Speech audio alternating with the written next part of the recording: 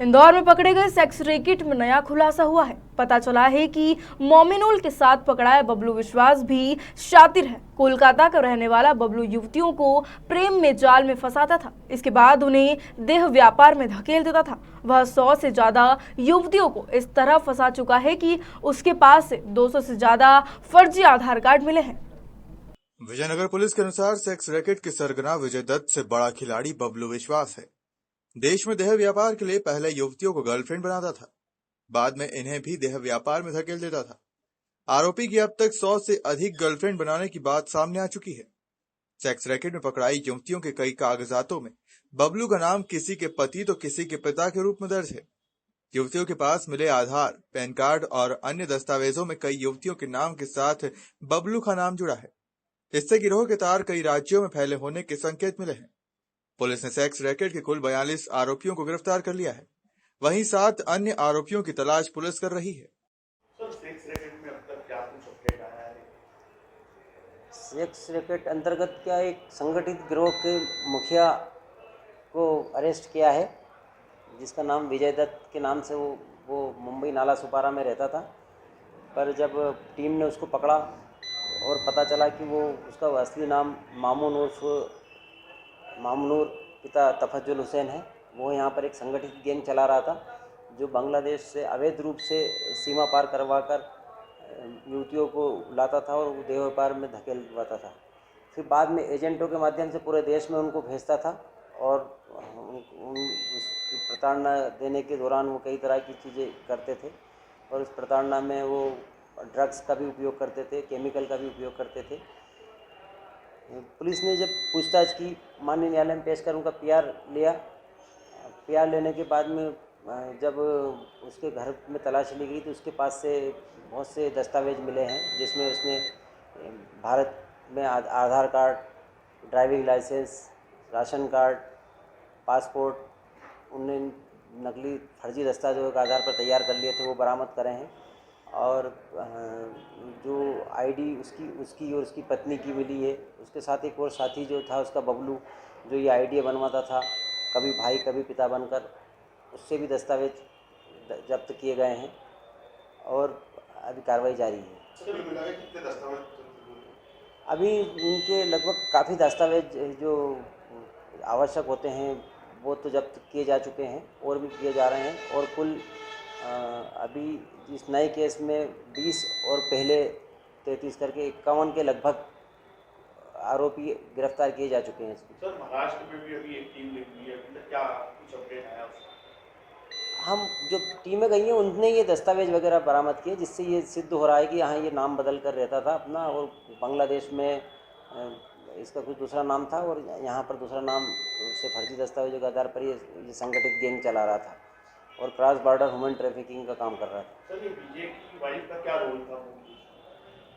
विजय की पत्नी, इसकी 2 पत्नियां थी। एक तो इसने शादी बांग्लादेश में की थी जाशना खातून से, और दूसरी इसने माया विश्वास के नाम से कलकत्ता में शादी की थी। तो जशना खातून इसके धंधे में इसकी मदद करती है। वो एक एनजीओ चलाती थी, उसके माध्यम से मदद करती थी। और वो यहाँ भारत में भी उसने अपनी आईडी बना ली। 2 जगह उसके आधार कार्ड, बांग्लादेश में भी और यहाँ पर भी बनवा लिया उसने। पैन कार्ड के बाद में उसने ड्राइविंग लाइसेंस बनवाया। ड्राइविंग लाइसेंस के आधार पर उसने आधार कार्ड बनवाया। आधार कार्ड से फिर उसने पासपोर्ट बनवाया। सर, ये इसकी कई प्रेमिका रही, कई शादियाँ इसने की अलग, इस तरह की भी जानकारी कुछ है? हाँ, ये भी पता चला है कि जो विजय दत्त, इसका असली नाम नहीं था। इसका असली नाम मामूनूर पिता तफजुल हुसैन है। और इसके बारे में ये भी पता चला कि इसकी एक शादी इसने यहाँ पर पश्चिम बंगाल में की थी और एक शादी इसकी बांग्लादेश में है। ये 2 तो पत्नियाँ इसकी ऑथेंटिक हैं। इसके अलावा ये जो भी लड़की बांग्लादेश से आती है, इसको ठीक लगता है तो कुछ समय अपने पास में ऐसे प्रेमिका बना के रखता है और फिर जब उनका समय निकल जाता है तो उनको दूसरी जगह भेज देता है। उस देश के दूसरे हिस्से में भेज के उनसे भी अपने जो सबऑर्डिनेशन रख के उनसे भी धंधा करवाता है और उनके अंडर में लड़कियां भेजता है। सर, ये लड़कियां जो एजेंटों को देता था, क्या उनकी कीमत होती थी? किस तरह से ये पूरी डील होती थी? कैसे वो बात करते थे? क्या कोडवर्ड इसमें जब लड़की को बॉर्डर क्रॉस करा कर यहाँ लाते थे, पहले तो 6 महीने उसको ट्रेन करते थे, उसको छोटे कपड़े देकर ये लड़कियों द्वारा और जो दूसरे एजेंट होते उनके द्वारा उसको मारपीट कर इसके लिए विवश किया जाता था। फिर उसके बाद उनको धमकाया जाता था कि आपके पास पासपोर्ट वगैरह नहीं है, इसलिए आप जाएंगे बाहर तो पुलिस आपको पकड़ लेगी। वो लोग डर के कुछ करते थे और उनके साथ सबसे बड़ा दिक्कत ये होती थी कि उनको अपने घर पर पैसे भेजना रहता था गरीबी के कारण, तो इसलिए फिर वो विरोध भी नहीं करती थी और फिर वो इस धंधे में लग जाती थी। जब इसी प्रकार से चलने लग जाता था तो फिर वो लोग जो ये विजय दत्त, बबलू, जीवन ये हैं, ये लोग मुंबई से स्थानीय एजेंट जो होते हैं देश के दूसरी जगह में, सूरत, इंदौर, अहमदाबाद, चेन्नई जैसे देश के दूसरे हिस्सों में भी जो इनके एजेंट होते हैं, वहाँ पर वीडियो कॉल करके उन लड़कियों को बताते थे कि ये लड़की है, अगर आपको चाहिए तो देख लीजिए। तो फिर उसके हिसाब से उनका रेट तय होता था, एक निश्चित रेट सप्ताह के लिए, 3 दिन के लिए, ऐसे इस रेट पे फिर वो उन एजेंटों के पास आती थी। जिस रेट पर एजेंट के पास आती थी वो रेट एजेंट विजय दत्त के खाते में डाल देते थे और इस प्रकार इनका वो चलता था। इंडिया में फ्लाइट का भी इस्तेमाल करते थे लड़कियों को पहुँचाने, फ्लाइट, ट्रेन, बस। वो जैसा कन्वेंस होता था उसके हिसाब से करते थे। एजेंट अपनी सुविधा के साथ फ्लाइट से भी आती थी, ट्रेन से, बस से, जैसा उनको लगता था लड़के भेजते थे। सर, इस इन्वेस्टिगेशन में अब तक कितने मुलजिम अब आ चुके हैं और कितनी लड़कियों को अब तक? जब हम पिछले साल हमने ये गैंग पकड़ी थी तब तक हम 33 आरोपी इसमें गिरफ्तार कर चुके। अभी 15 तारीख को जो दबिश दी थी इसमें 9 लोगों को और अरेस्ट किया है, जिसमें मुख्य आरोपी जो इसका विजय और बबलू, विजय उर्फ मामून, इनको भी अरेस्ट किया है। लगभग अब 42 आरोपी हम लोग अभी तक गिरफ्तार कर चुके हैं और भी जो क्रॉस बॉर्डर ह्यूमन ट्रैफिकिंग के और आरोपी हमारे जो बचे हैं अभी, उनकी भी तलाश में टीमें गई हुई हैं। सर, इसमें क्या पता चला कितनी लड़कियों को अब तक यहाँ तक लाया गया, कितने सालों से ये सक्रिय था? ये लगभग पिछले 10 साल से सक्रिय है और 10 साल से ये इसी प्रकार का काम अपने दूसरे अन्य साथियों के साथ कर रहा है। इसकी संख्या एग्जैक्ट तो ये खुद भी नहीं बता पा रहा है। इसके लिए हम इसकी कॉल डिटेल, अकाउंट, इसके आधार पर सूची बना रहे हैं कि जिससे हम ये एग्जैक्ट फिगर तक पहुंच सकें कि कितनी लड़कियां अभी तक बुलवाई गई। सर, राष्ट्रीय सुरक्षा का मुद्दा है तो क्या लगता है कि जो अन्य एजेंसियाँ हैं उनसे भी इसकी जानकारी साझा की है? ये वरिष्ठ अधिकारियों के संज्ञान में है और वरिष्ठ अधिकारियों द्वारा इस संबंध में कॉरेस्पॉन्डेंस किया जा रहा है। सर, बांग्लादेश से बिना पासपोर्ट के लड़कियाँ यहाँ पर पहुँची थी, एक बड़ा सवाल है।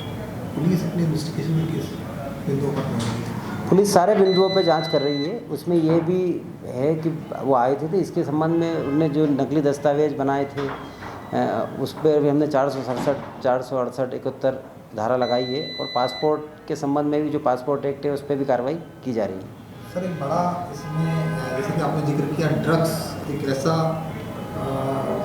मामला जो कहीं ना कहीं नशे से जुड़ा है। इस मामले में इन्वेस्टिगेशन कहाँ तक पहुँची? कौन लोग हैं जो ड्रग्स मुहैया है? ड्रग्स में जब हम पिछली बार जब ये रैकेट पेस्ट किया था तो पिछली बार हमने ड्रग्स के भी 5 केस बनाए थे, जिसमें जो इसमें मुख्य आरोपी था जो लड़कियों को ड्रग्स एजेंट करता था, वो सागर जैन करके एजेंट था, उसके साथियों को हमने अरेस्ट किया था जो अभी जेल में है और अभी भी इस तथ्य पर जांच जारी है।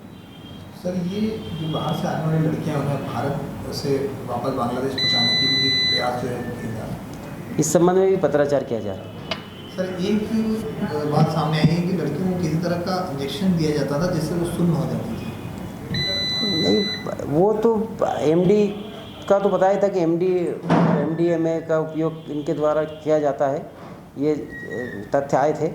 और जो इंजेक्शन और ऑइंटमेंट की बात हो रही वो झाइलोकेन करके एनेस्थेटिक है, वो उसका उपयोग इनका इसमें पाया था। इनकी जो पूछताछ हुई थी और इनके पास जो मोबाइल में जो मिला है उसमें उसका उपयोग के बारे में तथ्य आया है। तो क्या है जो मिला है उसमें उसका उपयोग के बारे में तथ्य आया है। तो क्या है ये एनेस्थेटिक है, जिस पार्ट पे लगाया जाता है शरीर के, वो थोड़ी देर के लिए सुन्न हो जाता है।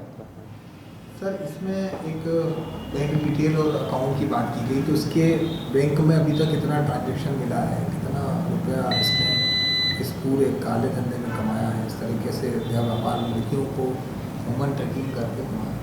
अभी जो एक ही खाते के बारे में जानकारी मिल पाई है विजय उर्फ मामून के, जिसमें पिछले 8 महीने का हमको जो डिटेल मिला था उसमें 70-80 लाख के लगभग का ट्रांजैक्शन है।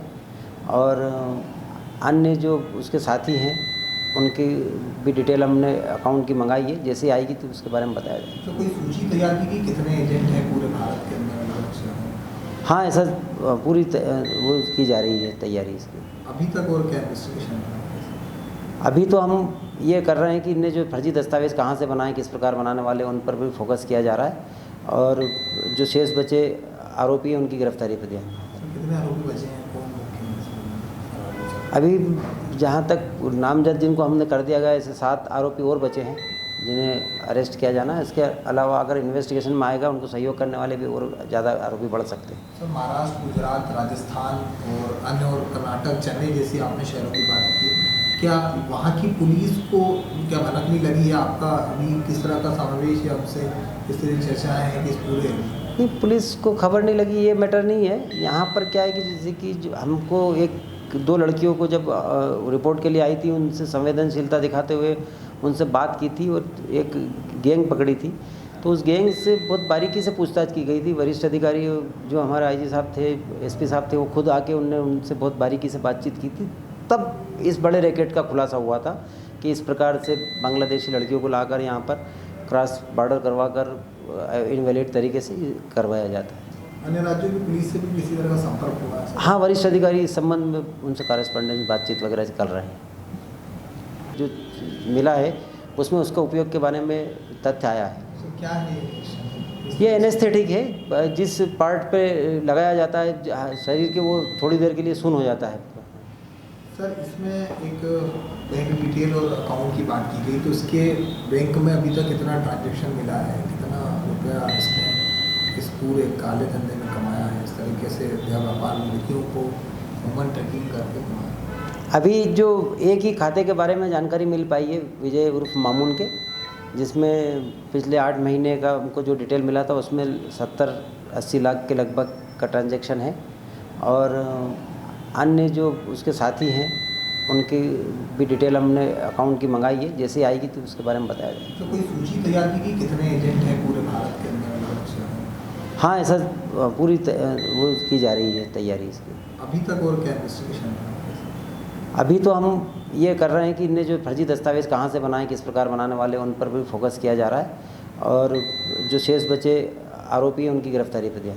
कितने आरोपी बचे हैं? कौन मुख्य हैं? अभी जहाँ तक नामजद जिनको हमने कर दिया गया है, ऐसे 7 आरोपी और बचे हैं जिन्हें अरेस्ट किया जाना है। इसके अलावा अगर इन्वेस्टिगेशन में आएगा उनको सहयोग करने वाले भी और ज़्यादा आरोपी बढ़ सकते हैं। सर, महाराष्ट्र, गुजरात, राजस्थान और अन्य और कर्नाटक, चेन्नई जैसी आपने शहरों की बात की, क्या वहाँ की पुलिस को क्या भनक नहीं लगी है आपका अभी किस तरह का समावेश है? आपसे किस तरह की चर्चाएँ हैं कि इस पूरे नहीं, पुलिस को खबर नहीं लगी ये मैटर नहीं है। यहाँ पर क्या है कि जैसे कि जो हमको 1-2 लड़कियों को जब रिपोर्ट के लिए आई थी, उनसे संवेदनशीलता दिखाते हुए उनसे बात की थी और एक गैंग पकड़ी थी, तो उस गैंग से बहुत बारीकी से पूछताछ की गई थी। वरिष्ठ अधिकारी जो हमारे आईजी साहब थे, एसपी साहब थे, वो खुद आके उनसे बहुत बारीकी से बातचीत की थी।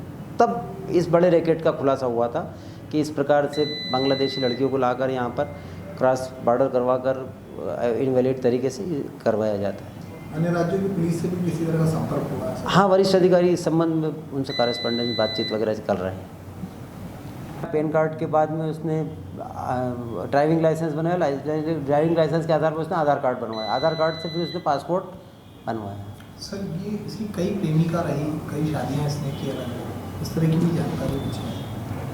हाँ, ये भी पता चला है कि जो विजय दत्त, इसका असली नाम नहीं था, इसका असली नाम मामूनुर पिता तफज्जुल हुसैन है।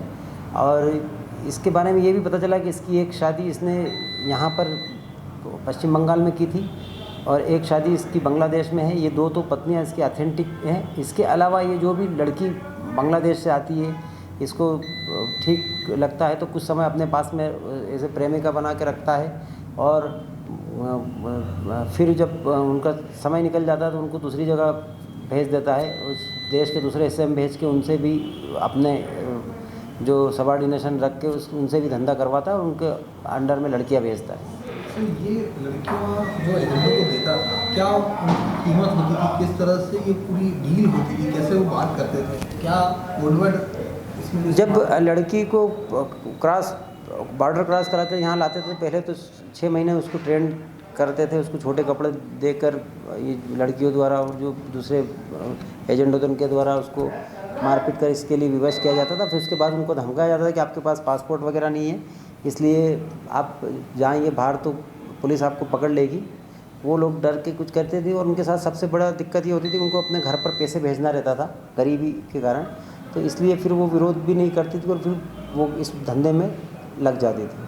जब इसी प्रकार से चलने लग जाता था तो फिर वो लोग जो ये विजय दत्त, बबलू, जीवन ये हैं, ये लोग मुंबई से स्थानीय एजेंट जो होते हैं देश के दूसरी जगह में, सूरत, इंदौर, अहमदाबाद, चेन्नई जैसे देश के दूसरे हिस्सों में भी जो इनके एजेंट होते हैं, वहाँ पर वीडियो कॉल करके उन लड़कियों को बताते थे कि ये लड़की है, अगर आपको चाहिए तो देख लीजिए। तो फिर उसके हिसाब से उनका रेट तय होता था, एक निश्चित रेट सप्ताह के लिए 3 दिन के लिए, ऐसे इस रेट पे फिर वो उन एजेंटों के पास आती थी।